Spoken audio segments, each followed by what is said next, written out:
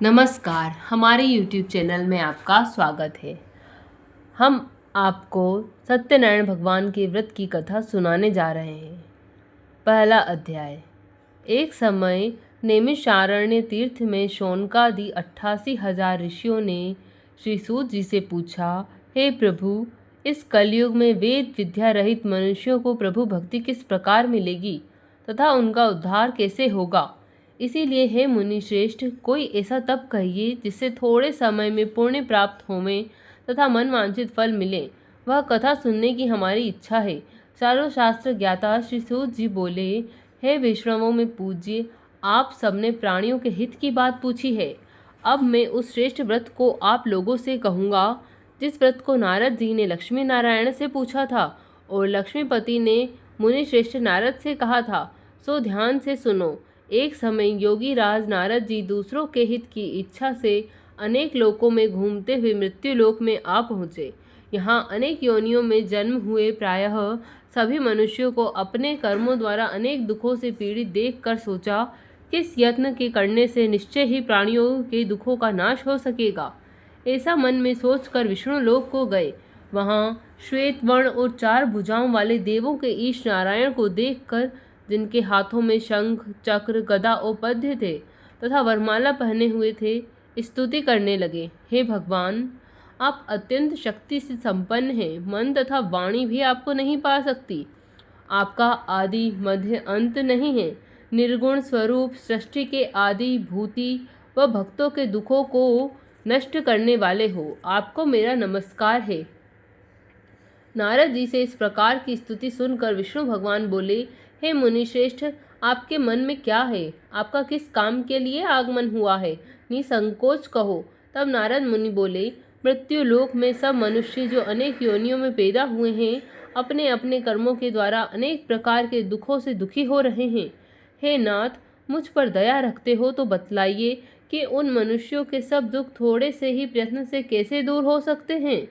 श्री भगवान जी बोले, हे नारद, मनुष्य की भलाई के लिए तुमने बहुत अच्छी बात पूछी है। जिस काम के करने से मनुष्य मोह से छूट जाता है, वह मैं कहता हूँ, सुनो। बहुत पुण्य देने वाला, स्वर्ग तथा मृत्युलोक दोनों में दुर्लभ एक उत्तम व्रत है। आज मैं प्रेमवश होकर तुमसे कहता हूँ, सत्यनारायण का यह व्रत अच्छी तरह विधि पूर्वक करके मनुष्य आयु पर्यंत यहाँ सुख भोग कर मरने पर मोक्ष को प्राप्त होता है। श्री भगवान के वचन सुनकर नारद जी बोले कि उस व्रत का फल क्या है, क्या विधान है और किसने यह व्रत किया है और किस दिन यह व्रत करना चाहिए, विस्तार से कहिए। भगवान बोले, दुख शोक आदि को दूर करने वाला, धन धान्य को बढ़ाने वाला, सौभाग्य तथा संतान को देने वाला यह व्रत सब स्थानों पर विजय करने वाला है। भक्ति और श्रद्धा के साथ किसी भी दिन मनुष्य श्री सत्यनारायण जी की शाम के समय ब्राह्मणों और बंधुओं के साथ धर्मपरायण होकर पूजा करे। भक्ति भाव से नैवेद्य, केले का फल, घी, दूध और गेहूं का चूर्ण सवाया लेवे।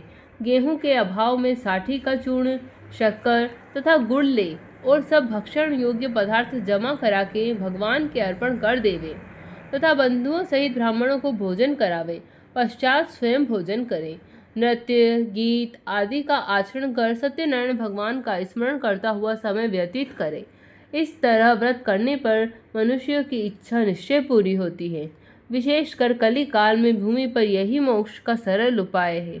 इति श्री सत्यनारायण भगवान की जय। जय जय श्री राधे। दूसरा अध्याय। सूत जी बोले, हे ऋषियों, जिसने पहले समय में इस व्रत को किया है उसका इतिहास कहता हूँ, ध्यान से सुनो। सुंदर काशीपुरी नगरी में एक अत्यंत निर्धन ब्राह्मण रहता था। वह भूख और प्यास से बेचैन हुआ नित्य पृथ्वी पर घूमता था। ब्राह्मणों से प्रेम करने वाले भगवान ने ब्राह्मण को दुखी देखकर बूढ़े ब्राह्मण का रूप धर उसके पास जा आदर के साथ पूछा, हे विप्र, नित्य दुखी हुआ पृथ्वी पर क्यों घूमता है? हे श्रेष्ठ ब्राह्मण, यह सब मुझसे कहो, मैं सुनना चाहता हूँ। ब्राह्मण बोला, मैं निर्धन ब्राह्मण हूँ, भिक्षा के लिए पृथ्वी पर फिरता हूँ। हे भगवान, यदि आपका इसका उपाय जानते हो तो कृपा कर कहो। वृद्ध ब्राह्मण बोला, कि सत्यनारायण भगवान मन वांछित फल देने वाले हैं, इसीलिए हे ब्राह्मण तू उनका पूजन कर, जिसके करने से मनुष्य सब दुखों से मुक्त होता है। ब्राह्मण को व्रत का सारा विधान बतलाकर बूढ़े ब्राह्मण का रूप धारण करने वाले सत्यनारायण भगवान अंतर्धान हो गए। जिस व्रत को व्रत ब्राह्मण ने बतलाया है मैं उसको करूँगा, यह निश्चय करने पर उसे रात में नींद भी नहीं आई। वह सवेरे उठ सत्यनारायण भगवान के व्रत का निश्चय कर भिक्षा के लिए चला। उस दिन उसको भिक्षा में बहुत धन मिला, जिससे बंधु बांधवों के साथ उसने सत्यनारायण का व्रत किया। इसके करने से वह ब्राह्मण सब दुखों से छूटकर अनेक प्रकार की संपत्तियों से युक्त हुआ। उस समय से वह ब्राह्मण हर मास व्रत करने लगा। इस तरह सत्यनारायण भगवान के व्रत को जो भी करेगा वह सब पापों से छूटकर मोक्ष को प्राप्त होता है। आगे जो पृथ्वी पर सत्यनारायण का व्रत करेगा वह मनुष्य सब दुखों से छूट जाएगा। इस तरह नारद जी ने नारायण का कहा हुआ यह व्रत मैंने तुमसे कहा। हे विप्रो, मैं अब और क्या कहूँ। ऋषि बोले, हे मुनीश्वर, संसार में इस ब्राह्मण से सुनकर किस किसने इस व्रत को किया है, हम वह सब सुनना चाहते हैं। इसके लिए हमारे मन में श्रद्धा है।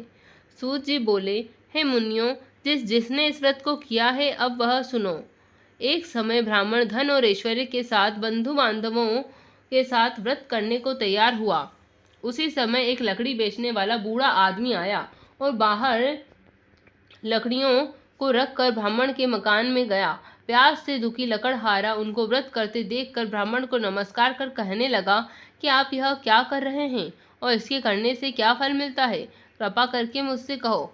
ब्राह्मण ने कहा, सब मनोकामनाओं को पूरा करने वाला यह सत्यनारायण भगवान का व्रत है। इसी की ही कृपा से मेरे यहाँ धन धान्य आदि की वृद्धि हुई है। ब्राह्मण से इस व्रत के बारे में जानकर लकड़हारा बहुत प्रसन्न हुआ। चरणामृत ले और प्रसाद खाने के बाद अपने घर को गया। लकड़हारे ने अपने मन में इस प्रकार का संकल्प किया कि आज ग्राम में लकड़ी बेचने से जो धन मिलेगा उसी से सत्यनारायण देव का उत्तम व्रत करूंगा। यह मन में विचार कर वह बूढ़ा आदमी लकड़ियां अपने सिर पर रख कर जिस नगर में धनवान लोग रहते थे वह ऐसे सुंदर नगर में गया। वहां रोज उसे उन लकड़ियों का दाम पहले दिनों से चौगुना मिला। तब उस बूढ़ा लकड़हारा दाम ले और अति प्रसन्न होकर पक्के केले की कली, शक्कर, घी, दुग्ध, दही और गेहूं का चून इत्यादि भगवान के व्रत की कुल सामग्रियों को लेकर अपने घर गया। फिर उसने अपने भाइयों को बुलाकर विधि के साथ भगवान जी का पूजन और व्रत किया। उस व्रत के प्रभाव से वह बूढ़ा लकड़हारा धन, पुत्र आदि से युक्त हुआ और संसार के समस्त सुख भोग कर वैकुंठ को चला गया। तीसरा अध्याय। सूत जी बोले, हे श्रेष्ठ मुनियों, अब आगे की कथा कहता हूँ, सुनो। पहले समय में उल्कामुख नाम का एक बुद्धिमान राजा था। वह सत्यवक्ता और जितेंद्रिय था। प्रतिदिन देव स्थानों पर जाता तथा गरीबों को धन देकर उनके कष्ट दूर करता। उसकी पत्नी कमल के समान मुख वाली और सती साध्वी थी। भद्रशिदा नदी के तट पर उन दोनों ने श्री सत्यनारायण का व्रत किया। वह समय के वहाँ एक साधु वैश्य आया। उसके पास व्यापार के लिए बहुत सा धन था। वह नाव को किनारे पर ठहराकर राजा के पास आ गया और राजा को व्रत करते हुए देखकर विनय के साथ पूछने लगा, हे राजन, भक्ति युक्त चित्त से आप यह क्या कर रहे हैं? मेरी सुनने की इच्छा है, सो आप यह मुझे बतलाइए। राजा बोला, हे साधु, अपने बांधवों के साथ पुत्रादि की प्राप्ति के लिए महाशक्तिवान सत्यनारायण भगवान का व्रत एवं पूजन किया जा रहा है। राजा के वचन सुनकर साधु आदर के साथ बोला, हे राजन, मुझे इसका विधान कहो, मैं भी आपके कथनानुसार इस व्रत को करूँगा। मेरी भी कोई संतान नहीं है और इससे निश्चय ही होगी। राजा ने सब विधान सुन व्यापार से निवृत्त हो वह आनंद के साथ घर गया। साधु ने अपनी स्त्री से संतान देने वाले उस व्रत का समाचार सुनाया और कहा कि जब मेरे संतान होगी तब मैं इस व्रत को करूँगा। साधु ने ऐसे वचन अपनी स्त्री लीलावती से कहे। एक दिन उसकी स्त्री लीलावती पति के साथ आनंदित हो सांसारिक धर्म में प्रवृत्त होकर सत्यनारायण भगवान की कृपा से गर्भवती हो गई तथा 10वें महीने में एक सुंदर कन्या का जन्म हुआ। दिनों दिन वह इस तरह बढ़ने लगी जैसे शुक्ल पक्ष का चंद्रमा बढ़ता है। कन्या का नाम कलावती रखा गया। तब लीलावती ने मीठे शब्दों में अपने पति से कहा कि जो आपने संकल्प किया था कि भगवान का व्रत करूंगा, अब आप उसे करिए। साधु बोला, हे प्रिय, इसके विवाह पर करूंगा। इस प्रकार अपनी पत्नी को आश्वासन दे वह नगर को गया। कलावती पितृगृह में वृद्धि को प्राप्त हो गई। साधु ने जब नगर में सखियों के साथ अपनी पुत्री को देखा तो तुरंत दूत बुलाकर कहा कि पुत्री के वास्ते कोई सुयोग्य वर देख कर लाओ। साधु की आज्ञा पाकर दूत कंचन नगर पहुंचा और वहां पर बड़ी खोज और देखभाल कर लड़की के लिए सुयोग्य वणिक पुत्र को ले आया। उस सुयोग्य लड़के को देखकर साधु ने अपने बंधु बांधवों सहित प्रसन्नचित्त अपनी पुत्री का विवाह उसके साथ किया, किंतु दुर्भाग्य से विवाह के समय भी उस व्रत को करना भूल गया। तब श्री भगवान क्रोधित हो गए और श्राप दिया कि तुम्हें दारुण दुख प्राप्त होगा। अपने कार्य में कुशल साधु बनिया जमाता सहित समुद्र के समीप स्थित रत्नपुर नगर में गया और वहां दोनों ससुर जमाई चंद्रकेतु राजा के उस नगर में व्यापार करने लगे। एक रोज भगवान सत्यनारायण की माया से प्रेरित कोई चोर राजा का धन चुराकर भागा जा रहा था, किंतु राजा के दूतों को आता देखकर चोर ने घबराकर भागते हुए राजा के धन को वहीं चुपचाप रख दिया जहां वो ससुर जमाई ठहरे थे। जब दूतों ने उस साधु वैश्य के पास राजा के धन को रखा देखा तो दोनों को बांध कर ले गए और प्रसन्नता से दौड़ते हुए राजा के समीप जाकर बोले, यह दो चोर हम पकड़कर लाए हैं, देख कर आज्ञा दें। तब राजा की आज्ञा से उनको कठोर कारावास में डाल दिया और उनका सब धन छीन लिया। सत्यनारायण भगवान के श्राप द्वारा उनकी पत्नी भी घर पर बहुत दुखी हुई और घर पर जो धन रखा था चोर चुराकर ले गए। शारीरिक व मानसिक पीड़ा तथा भूख प्यास से अति दुखित हो अन्न की चिंता में कलावती एक ब्राह्मण के घर गई। वहां उसने सत्यनारायण भगवान का व्रत होते देखा। फिर कथा सुनी, प्रसाद ग्रहण कर रात को घर आई। माता ने कलावती से कहा, हे पुत्री, अभी तक कहाँ रही वह तेरे मन में क्या है? कलावती बोली, हे माता, मैंने एक ब्राह्मण के घर श्री सत्यनारायण भगवान का व्रत देखा है। कन्या के वचन सुनकर लीलावती भगवान के पूजन की तैयारी करने लगी। लीलावती ने परिवार और बंधु सहित श्री सत्यनारायण भगवान का पूजन किया और वर मांगा कि मेरे पति और दामाद शीघ्र घर आ जाएं। साथ ही प्रार्थना की कि हम सबका अपराध क्षमा करो। सत्यनारायण भगवान इस व्रत से संतुष्ट हो गए और राजा चंद्रकेतु को स्वप्न में दर्शन देकर कहा, हे राजन, दोनों वेश्यों को प्रातः ही छोड़ दो और उनका सब धन जो तुमने लिया है दे दो, नहीं तो मैं तेरा धन, राज्य, पुत्रादि सब नष्ट कर दूंगा। राजा से ऐसे वचन कहकर भगवान अंतर्धान हो गए। प्रातःकाल राजा चंद्रकेतु ने सभा में अपना स्वप्न सुनाया। फिर दोनों वणिक पुत्रों को कैद से मुक्त कर सभा में बुलाया। दोनों ने आते ही राजा को नमस्कार किया। राजा मीठे वचनों से बोला, हे महानुभावों, भावीवश ऐसा कठिन दुख प्राप्त हुआ है, अब तुम्हें कोई भय नहीं। ऐसा कहकर राजा ने उनको नए नए वस्त्राभूषण पहनाए तथा उनका जितना धन लिया था उससे दूना धन देकर आदर सहित विदा किया। दोनों वेश्य अपने घर को चल दिए। चौथा अध्याय। सूत जी बोले, वेश्य ने मंगलाचार करके यात्रा आरंभ की और अपने नगर को चला। उसके थोड़ी दूर निकलने पर दंडी वेशधारी सत्यनारायण भगवान ने उससे पूछा, हे साधु, तेरी नाव में क्या है? अभिमानी वणिक हंसता हुआ बोला, हे दंडी, आप क्यों पूछते हो? क्या धन लेने की इच्छा है? मेरी नाव में तो बेल और पत्ते भरे हैं। वेश्य का कठोर वचन सुनकर भगवान ने कहा, तुम्हारा वचन सत्य हो। दंडी ऐसा कहकर वहां से दूर चले गए और कुछ दूर जाकर समुद्र के किनारे बैठ गए। दंडी के जाने पर वेश्य ने नृत्य किया करने के बाद नाव को ऊंची उठी देखकर अचंभा किया और नाव में बेल पत्ते आदि देखकर मूर्छित हो जमीन पर गिर पड़ा। फिर मूर्छा खुलने पर अत्यंत शोक प्रकट करने लगा। तब उसका दामाद बोला कि आप शोक न करें, ये दंडी का श्राप है, अतः उनकी शरण में चलना चाहिए, तभी हमारी मनोकामना पूरी होगी। दामाद के वचन सुन वह दंडी के पास पहुंचा और अत्यंत भक्तिभाव से नमस्कार करके बोला, मैंने जो आपसे असत्य वचन कहे थे उनको क्षमा करो। ऐसा कहकर महान शोकातुर हो रोने लगा। तब दंडी भगवान बोले, हे वणिक पुत्र, मेरी आज्ञा से बार बार तुम्हें दुख प्राप्त हुआ है, तू मेरी पूजा से विमुख हुआ। साधु बोला, हे भगवान, आपकी माया से मोहित ब्रह्मा आदि भी आपके रूप को नहीं जानते, तब मैं अज्ञानी कैसे जान सकता हूँ? आप प्रसन्न होइए, मैं सामर्थ्य के अनुसार आपकी पूजा करूँगा। मेरी रक्षा करो और पहले के समान नौका में धन भर दो। उसके भक्ति युक्त वचन सुनकर भगवान प्रसन्न हो उसकी इच्छा अनुसार वर देकर अंतर्धान हो गए। तब उन्होंने नाव पर आकर देखा कि नाव धन से परिपूर्ण है। फिर वह सत्यनारायण भगवान का पूजन कर साथियों सहित अपने नगर को चला। अब अपने नगर के निकट पहुंचा तब दूत को घर भेजा। दूत ने साधु के घर जाकर उसकी स्त्री को नमस्कार कर कहा कि साधु अपने दामाद सहित इस नगर के समीप आ गए हैं। ऐसा वचन सुन साधु की स्त्री ने बड़े हर्ष के साथ सत्यदेव का पूजन कर पुत्री से कहा, मैं अपने पति के दर्शन को जाती हूँ, तू कार्य पूर्ण कर शीघ्र आ। माता के ऐसे वचन सुनकर कलावती प्रसाद छोड़कर पति के पास गई। प्रसाद की अवज्ञा के कारण सत्यदेव ने रुष्ट होकर उसके पति को नाव सहित पानी में डुबो दिया। कलावती अपने पति को न देखकर रोती हुई जमीन पर गिर पड़ी।